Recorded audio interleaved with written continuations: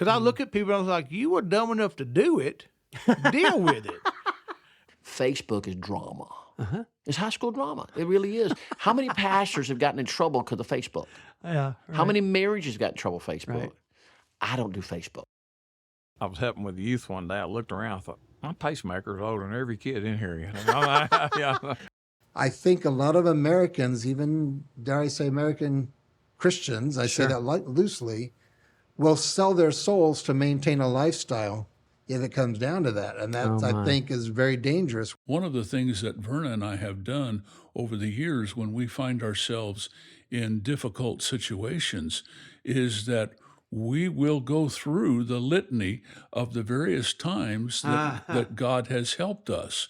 And we express those out loud to each other, and they serve as a reminder to us that God was through us in this situation, and this situation, and this situation.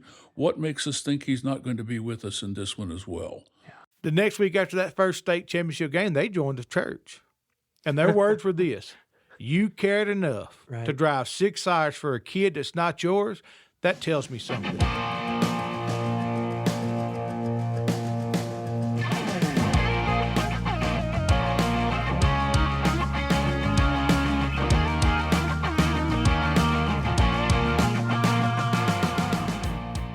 Hi, I'm Chris McNeil, and this is Ministry on the Move, a podcast interviewing pastors and ministers across the USA. As the father of the McNeils, I get to travel across the country singing the gospel, and one day it occurred to me that you all need to know each other. You are a part of the extended McNeil family and the body of Christ. Join me on a journey to churches of all shapes and sizes, different parts of the country, and see just what it takes to shepherd the body of Christ. For more information on the McNeils, you can visit us at mcneilmusic.tv or mcneilmusic.com. Thanks for joining us, and here's the episode.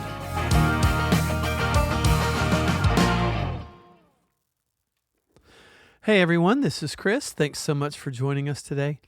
Today is the beginning of a two-part series with Pastor Judd Strawbridge of Woodlawn Baptist Church out of Marshall, Texas. His full name is Judson, but we call him Judd, and his church calls him Judd. And we've known Judd for a few years. He's been to this is his third church since we've met him. And so it was good to catch up and meet the wonderful people there at Woodlawn. This is the beginning of a two-part episode, like I told you, and you are not going to want to miss the second part of this. The humility in Judd is pretty awesome to share some of the things that he's going to share in this one, and I don't want to spoil it. But I want to make sure that you don't miss this one. If you would be so kind as to leave a review of Ministry on the Move on Apple or iTunes or wherever it is that you're listening to the podcast, that would be fantastic. And as always, reach out to me at chris@mcneilmusic.com. I won't delay anymore. This is the interview with Judd Strawbridge. Hi, everyone. This is Chris McNeil, Ministry on the Move. Today we are in Marshall, Texas, and a fun story because we first met Judd, I think, back in 2015, maybe? Yeah, 2015 or 2016, somewhere in that ballpark. We sang at the church that Judd was pastoring in our neck of the woods at Woodlawn Baptist Church, I think was the name of it. Yep. And since then, Judd, you've moved down south of Waco to Marlin, Texas, and then now most recently out here to Marshall. And today we are at Woodlawn, yeah. Baptist Church, just outside of Marshall, Texas, and had a great time this morning. So thanks for agreeing to humiliate yourself on this little podcast. That's okay. I'm looking forward to it. Tell me how the Lord brought you here to this one. Well, when we were in Marlin, we really wasn't looking to lead the church, but family issues kind of brought me back. Mother-in-law was needing help around here. She lives in Marshall. She refused to move to Marlin with us. So my wife and I began to pray about the concept, and we decided we was going to make a move home. And when we decided to make the move, we didn't have a church. We didn't know what God was going to be doing with us. We just knew that He was telling us to come home to help take care of family. And so I told our church in Marlin in August that I was going to end up stepping down, and told them I'd be there until November. And so I stayed in November, and then we moved back. And God, just being the God that He is, He opened the door for me to have a church when I got here. Totally unexpected. Now, how long have you been in the ministry? I've been in the ministry right at 20 years now. Oh, wow. Yeah. Did you go to seminary? Yeah. About both of them sometimes. But, where did you go? I went to Southeastern Baptist Theological Seminary there in North Carolina. I did it all online. I've only had my seminary degree. I got it in 2020 during the COVID. I finished that's right. I remember that. Yeah. You were doing it while you were at Marlin. I was. And COVID was a blessing in that respect because I was in Hebrew by the time it all hit. And because of the COVID and not having all the stuff that was taking place, they gave us an option to either take the test or just take a P for it, for pass. So I said, well, Hebrew's kicking my tail, so I think I'll just take the P. And I still made an A in the course. I don't know how. And God was with me. But, yeah, so I graduated in 2020, May of 2020, when I wrapped up seminary. And smack in the heart of that bleak period. Yes. I'm curious. Did you do better in Greek, or did you have to take Greek? I had to take Greek. I had to take 2 semesters of Greek, and I made an A in both courses. Okay. Still can't read it, and I still can't pronounce the words, but I can do enough to get myself through a sermon if I need be. But I like Greek a whole lot better than I did Hebrew. Why is that? Greek was a little bit easier. Hebrew's got little dots and different things. You got a little lines with dots on this, and Greek, it ain't that way. So, which one do you, as a pastor, preparing for sermons, which one do you find that you need? Which one are you reaching for more often? Honestly, Greek. Greek is normally the one that, for some reason or other, when I do sermons out of the Old Testament, I look at the Hebrew word, but I don't give it as often as I do the Greek in the New Testament. Right, sure. So I always go back. And you've got the Septuagint, right, that you can go look at. So you could do the whole thing in Greek. Oh, yeah. You couldn't do the whole thing in Hebrew No. because the New Testament wasn't written that way. Right. So, yeah, so when we're doing sermons like that, or when I'm doing them, I usually look at the Greek a whole lot more. And so, plus I like to challenge myself on Sunday just to see if I can pronounce the Greek word in front of the church. Sometimes I'm successful. Sometimes, well, it ain't so good. Not so much. Well, at least you give them something to laugh at. Yes, they get a good laugh out of it. When you slaughter it. Yeah. Yeah, I always told people, anybody that would listen, just say it like you know what you're talking about, and it doesn't matter if you get it right or not. Everybody else will believe you. That's it. That is totally true. Yeah. So, what caused you to come? What caused you to become a pastor? How did that come down? Now that's a funny thing. I was actually a introvert when I started coming to church. I didn't really care for people. You couldn't get me to talk to people, especially in a group. And the pastor over at Pope City, which is probably, 4 or 5 miles from here, was at the church over there that I was at. And he kind of got me involved in ministry, different things. He had me play the drums for him. Are you a musician? Well, I'm somewhat a drummer. I wouldn't say. I didn't know that. Yeah, Sam's got me beat, but, he's way better than I am. But I do play the drums. And so the preacher wanted to get me involved because he saw something in me that I didn't see. He saw something in me that a lot of people didn't see. And so he got me involved with that. And he came to me after I started doing the drums and asked me if I'd teach a Sunday school class. I said, well, yeah, I can do that. So I started teaching Sunday school and kind of worked my way up from 3-year-olds all the way up. Well, let me back up. they were doing VBS, and they needed a VBS teacher, and I told them I'd teach VBS. So to test my patience, they put me with 3 and 4 year olds, and I had like 20 that particular week. Fell in love with it, and then he asked me to teach a class. I started teaching 1st and 2nd graders, and worked my way up to the youth. And I had challenged myself to listen to nothing but Christian music because I worked for a company where I delivered parts, so I was always driving to Shreveport or Tyler back and forth. So I challenged myself to listen to nothing but Christian music, and God began to speak to me. And I ran. I said, God, I ain't doing this. And preacher preached a message one Sunday. I said, God, I ain't doing this. And about 2 or 3 weeks went about, and he had preached in Romans chapter, I can't remember now, but it was where it talked about the building of straw, and my mind's gone blank on this address of it. But anyway, he preached on that, and the song leader sang, "Wherever you lead, I'll go." I said, I ain't doing it, God. Next Sunday, for some reason, he preached that message again. And she sang the same song again. And it hit like Groundhog Day. Yeah, that's what I thought. Even the church said, didn't he preach this last week? I said, yeah, he done lost his mind. And because they were all mumbling amongst one another. So I said, okay. So I was sitting there, and she sang that song again. And God got a hold of me, and I couldn't stop. And so I went forward. I told the preacher, I said, I don't know what's wrong with me. I don't know what's wrong with God, but he's calling me to do something that I'm scared to death to do. And the preacher said, I was waiting for you to come up here. I said, well, I'm glad you know something I don't know. And I said, but I really feel the Lord calling me to ministry. I said, but I don't know what to do.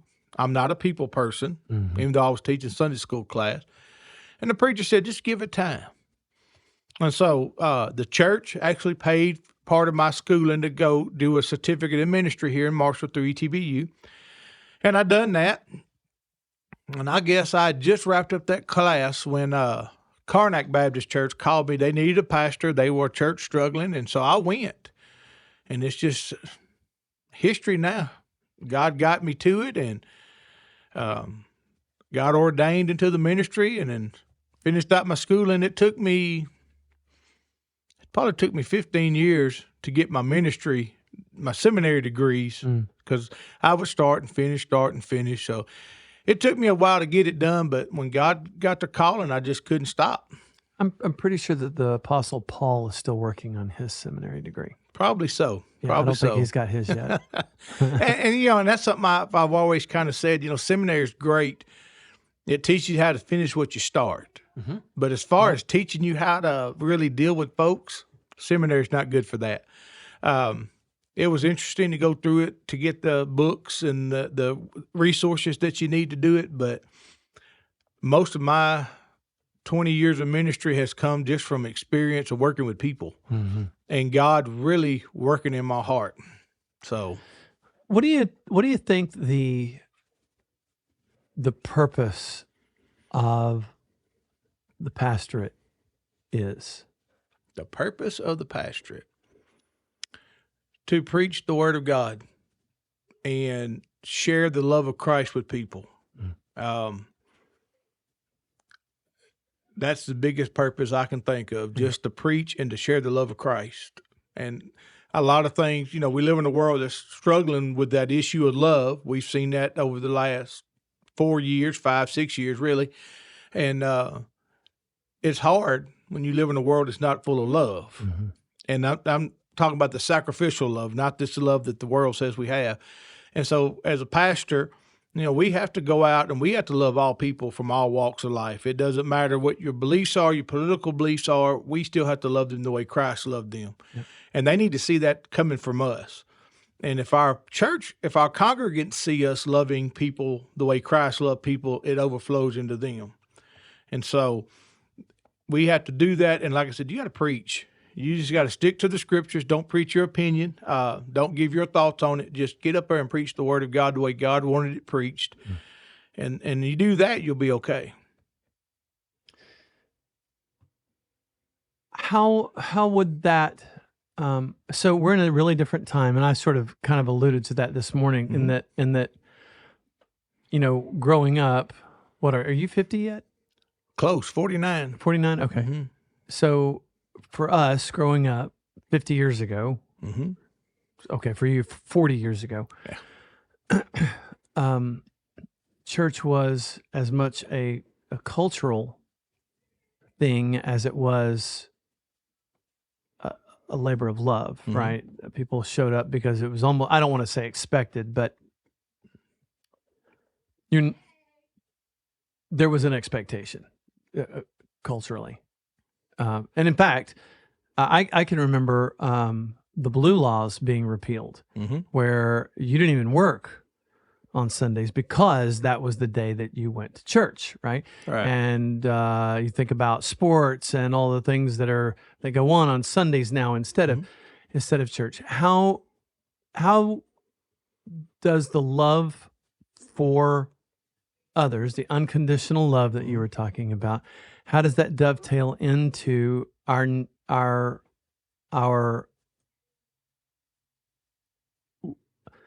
I guess the lack of rears and seats that are accompanying today's Christianity? Not your church, but all culturally. Everywhere. Yeah. Well, the Bible really doesn't say, when the Bible talks about going to church, it doesn't say you have to be in church 3 times a week. Okay. It says just corporately come together to worship. Right. You can do that once a week. You can do it 15 times a week. It's just your call. If you want to see the love of Christ, you got to get out of the walls of the church. And I think one of the reasons why we're living in a culture where church just not seem like a big deal to people, because it's not. You can get on Facebook, and I encourage my people, get on Facebook, just look at the comments that people make about the church. And that will give you an idea where they're at. Then you have to go out and love them where they are at. You cannot expect them to come to church. That day and age where when you open the church door, people are going to come, that day left. As you said, last 20 years it's gotten that way. So now what I have found to work mostly to get people's rears in the church on Sunday mornings is they got to see me out in their community throughout the week. And that may be going to football games. That may be going to listen to their kids play in a band, whatever they may be doing. One of the things I started doing when I was in Windham is if you're in the North Texas area, everybody knows who Dodge City Hornets are. The Lady Hornets are just the basketball team of the decade, I guess. And so when they were going to state game, it's 6 hours from Dodge City to San Antonio. I told my wife, I said, I think it'd make a big impression if we went down and watched them girls play state basketball. I know nothing about basketball. Nothing. I just know the ball goes in the hoop. And that's all I know. But I said, let's go down there. And so we did. And it made an impact that I didn't tell the family I was coming. They had been coming to Windham. I didn't make a big deal out of it. I just went. And when they saw me walk down the aisle, and God, I guess, orchestrated, because if you've ever been to the arena in San Antonio, it's huge. So when I walked down the aisle, I just so happened to walk past them. Oh, wow. And they saw me. And they knew I had no kids on that basketball team. You didn't have a dog in this hunt. Nope, no dog in that hunt at all. So the dad asked me, he said, what are you doing here? I said, well, y'all been coming to church, here and there. And I said, I wanted to come down and watch your daughter play in the state championship game. Well, his face just lit up because somebody other than his family and fans cared. Yeah.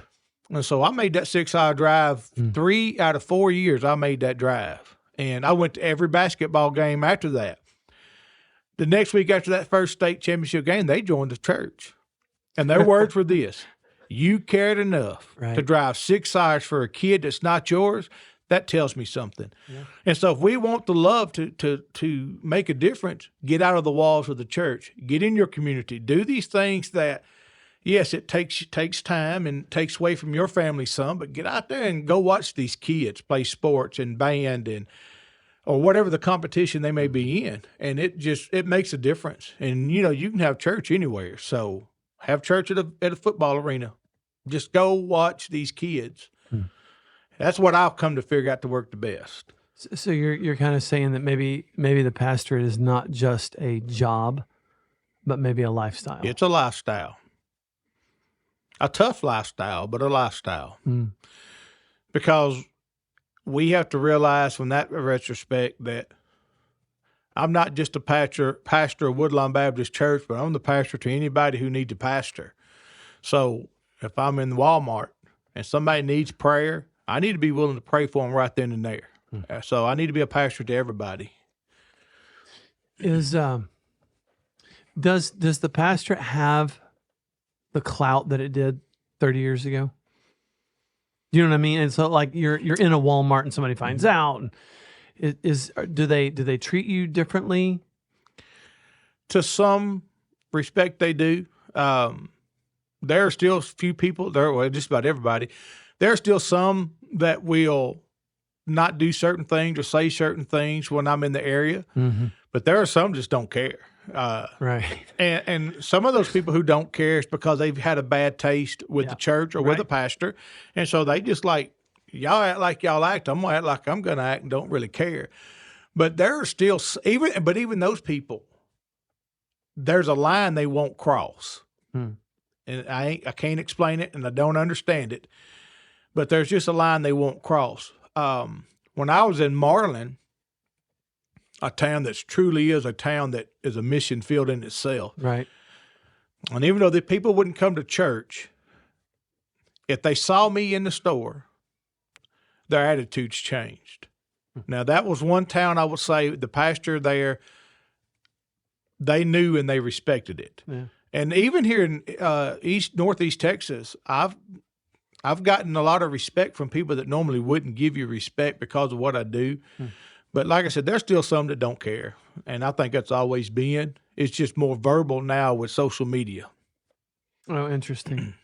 Yeah, people are certainly more emboldened when they can hide behind Facebook. Yep. Yeah. I'll never forget. I think it was the first time that we sang at the church in Marlin. And one of the deacons walked me around the perimeter of the church parking lot. Because I guess he owned the apartments. Oh, he knew the guy that did. Oh, is that what it was? Okay. So he was that was his way of introducing us to they were drug houses, were they not? They were drug houses. And he was introducing me at a distance and he said, I'm letting them know that it's okay for you to be here and that I know you and so that they'll leave you alone. Yeah. And then they sent somebody from the police department to check in on us that night. Yeah. And I had just gone to bed. So it was Saturday, probably at 11:30. And we're going to do the Sunday morning service. And I get a knock on the door and the kids come running into my bunk room and they said, Dad, there's a cop outside. And they were just coming to check in on us, make sure everything was okay. And what was hilarious is I still remember one of the officers' last name, it was Miranda. I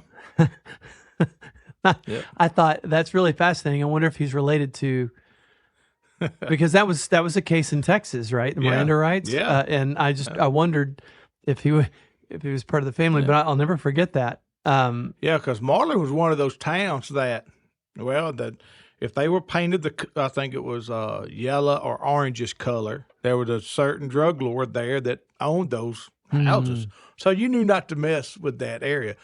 But because the church always had food for them, because people that lived there were always hungry. Right. They knew not to mess with the church. Yeah. And so they were very respectful. And during COVID, we had to go, churches were shutting down. Right. And I didn't really want to shut down. So I just took my services outside. And so during that COVID time, we preached outside. The people in those drug houses would come out and hear the sermon. Wow. And so somebody had pulled up one Sunday morning, and I still remember this to this day. I can hear that lady's voice. They pulled up, they had the bass thumping in their car. I mean, it was rattling. And she hollered as loud as she could holler to shut that mess off because I'm trying to hear the preaching. She would never set foot in the church, but she would listen to me outside. And so they never affected the church.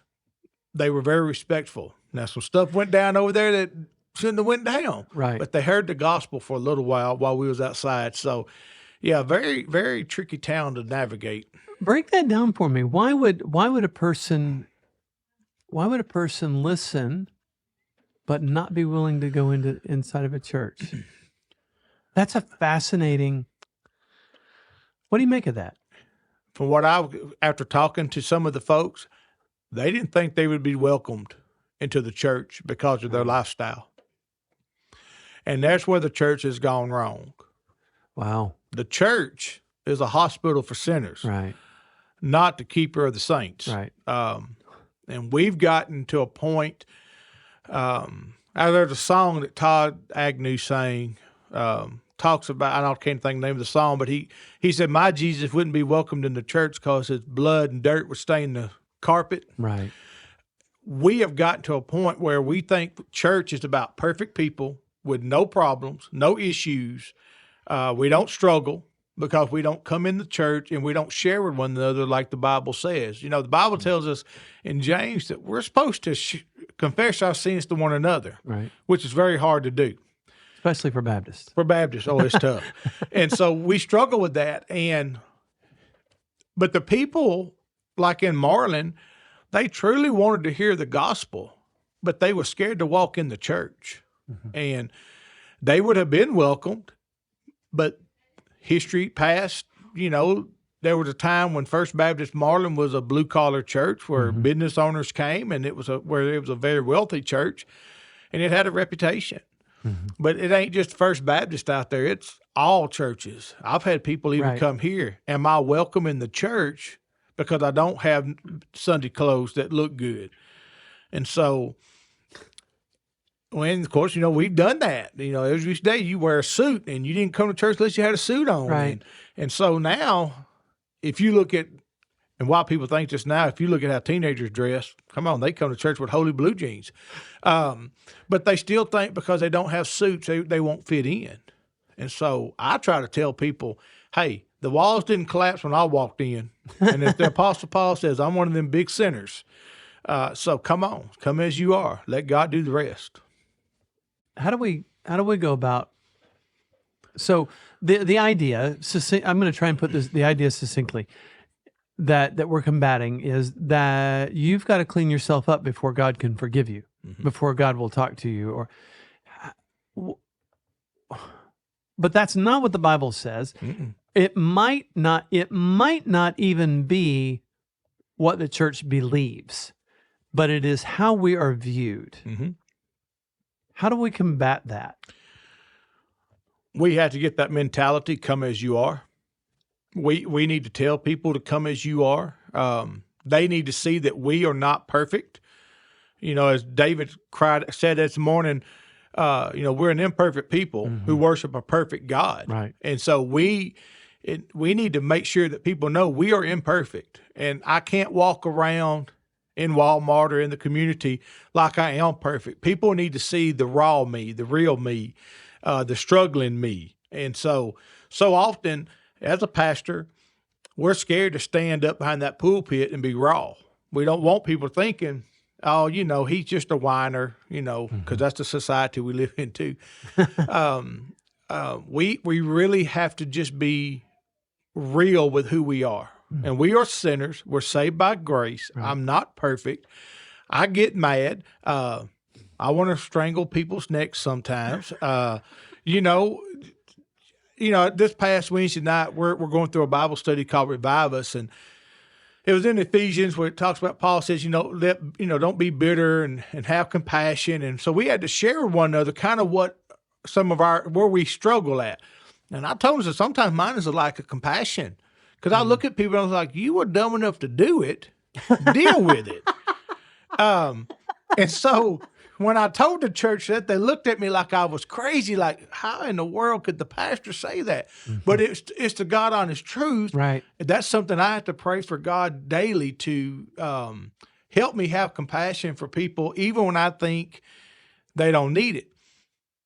And then God slaps me and says, you didn't need it, but I gave it to you. Right. Or you didn't think you needed it. Yeah, I didn't think I needed it. And so God reminds me quite often when I start looking at people with no compassion, he says, remember the compassion I showed you when you did something stupid, and which is all the time.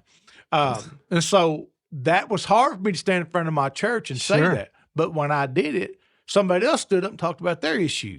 Yeah, Well, you give them permission. yes. And so I've gotten to where I'll share my struggles, sometimes in my sermon, sometimes in Bible study, or just talking to a handful of them in the congregation. I'll share my struggles because I want people to know I'm not perfect. And like y'all did in your concert today, y'all talked about some personal struggles of loss. It's important for the world to see that we as Christians have those same struggles. Right. We just got a God that gets us through them a little bit differently than the world does. That's it. So I think to combat some of that, we've got to share. They need to see us in our real state, and they need to know that we have the same issues. There's two ways I want to go with this. One is it feels like we need to make that contagious with the church, the laity, Mm-hmm. the non-paid staff. The other side of it is it feels like there's a balancing act that needs to go on. I don't need Jimmy Swaggart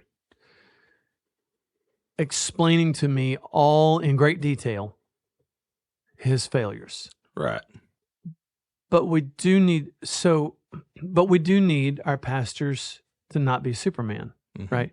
I've said this before on the podcast, and anybody who's listening, you can go back and listen to 7 or 8 different times where I've had this conversation with somebody that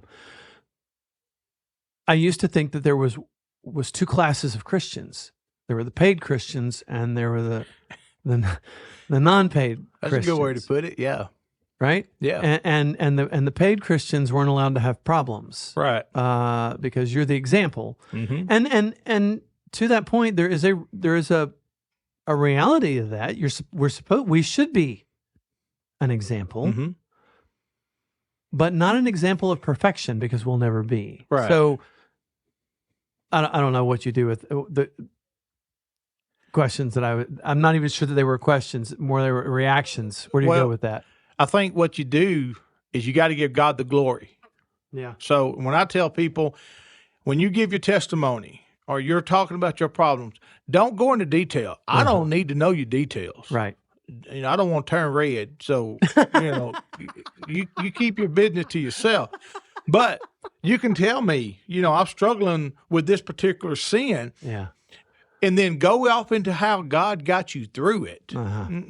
Because I think the whole jest of us sharing, and I agree, like, I don't need to know everything Jimmy Swaggart done, but I need to know more how God was glorified and redeeming him, how God got him the strength to say no to some of the things he was struggling with. Yep. I need to see but I need to know, I know he failed, and I need to know he failed, but I need to see God in it more than his failures. Right. I need to see God lifting him up. And so if you're going to talk about your problem, like I was talking about my issue with compassion sometimes, we didn't talk about it very long before we went to how God, as I share with you, God reminds me, I had compassion on you when you're lacking compassion. I had compassion for you. We've got to magnify God more and more in our life, and they need to see, even though we fail, God is there with us, and God gets us through it. So keep the details short and God more. Yeah, that's good. What do you make? How do we reach the next generation? You talked a little bit about driving 6 hours to go see one of them play, and I'm sure that had a profound effect. What are some other things that, I don't know, maybe you've done with success to reach a younger crowd, a younger generation? The demographics in our churches are starting to be frightening. Yes, very frightening. It's getting harder to reach the younger generation. If you look at I don't know what they call them, millennials. Is that what they call them? Millennials, yeah. I know, like my 24-year-old, who's had some struggles of her own, she's told me, and so has my 19-year-old, my 17, and my 14-year-old. Many people their age, they don't care what you say. They care more how you react. So if you say, I stand behind that pulpit on Sunday and say, I love the Woodlawn community. They don't care that I love the community. They want to see my actions proving that I love that community. And so driving 6 hours is one way to show them, hey, I care. Not that I need to be patted on the back that I drove, but I told you I loved you. I told you I would be here to support you. And they see me doing that. If I tell them I love my community and they see us out in the community, serving in the community, raking yards, just what those little mission things, because what I've learned with this millennial group, they're very, very difficult to grasp. They're very difficult to understand. But for the most part, they're more about loving their communities than they are anything. They're not into, I've had a lot of them tell me, we don't care what kind of music the church sings. We don't care if they have flashing lights or smoke. We just want to know they care. And so that's kind of been my take on dealing with millennials, is showing them that we do care. And I don't try to pretend that I understand them. I'll fly and say, look, people, I don't understand y'all. But I try to be approachable for anybody. When I struggle, I just go ask my teenagers, because I got 4 girls, so they tell me, Dad, you're trying too hard. Just back off. You'll be okay. Don't get too pushy with them. Just try to talk their lingo, fist bumps and, whatever. Just don't try too hard. But if they see you caring, you'll reach them. And that's kind of what we've been doing here. And we're starting to pick up a few more youth here, and actually younger youth. Here recently, we've had more young adults coming. And the young adults, even in their, mid-20s, they're the same way. They don't care about all the church history. They don't care about the music or none of that. They just want to know you care about them. And so if you can remember who they are when they come to church the first time, and you see them in the store and you can call them by name, it makes the biggest difference in their life. Yeah. And so with the kids. I've been subbing here in Jefferson, and you call these kids by name 3 days after you had them, and it makes their day. Mm-hmm. You got to remember who they are, you got to love them, and you got to relate to them.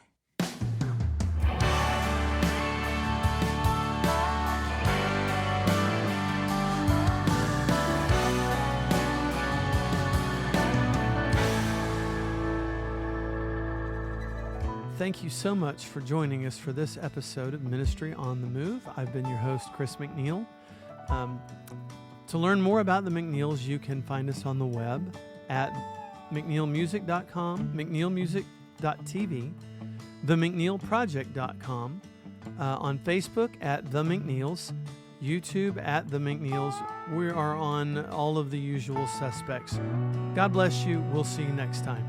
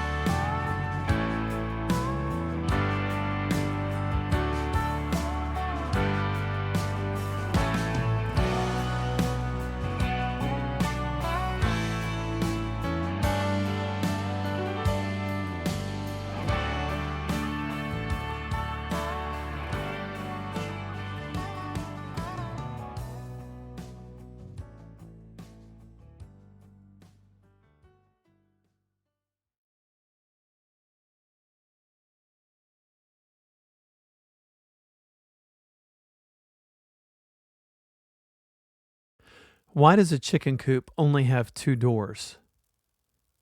Because if it had 4, it would be a sedan.